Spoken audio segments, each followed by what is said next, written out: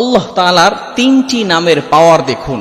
এই তিনটি নাম পড়ে যদি আপনি আল্লাহ তাআলার কাছে দোয়া করেন, আল্লাহ তাআলা সেই দোয়াটা কবুল করে নেবেন। কঠিন বিপদের ভিতরে আপনি পড়েছেন, অনেক বড় অভাব আপনার ভিতরে লেগে গিয়েছে, অসুস্থ হয়ে গিয়েছেন, আপনি আল্লাহ তাআলার এই তিনটি নাম পড়ে যদি দোয়া করতে পারেন, এই পাওয়ার কি নামের পাওয়ার আল্লাহ তাআলা, যে আপনি এমনভাবে ফলাফল পাবেন যে আপনি নিজে অবাক হয়ে যাবেন আল্লাহ তাআলা কিভাবে ফলাফল দিবেন।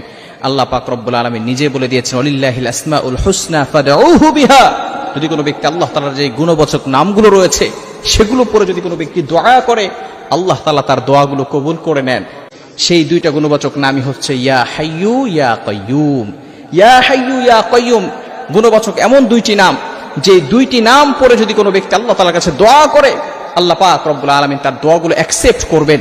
তিনটি নাম আল্লাহ তাআলা সূরা বাকারার যে প্রথম আয়াতটি রয়েছে, সূরা বাকারার অর্থাৎ আয়াতুল কুরসির সবচেয়ে গুরুত্বপূর্ণ একটি আয়াত।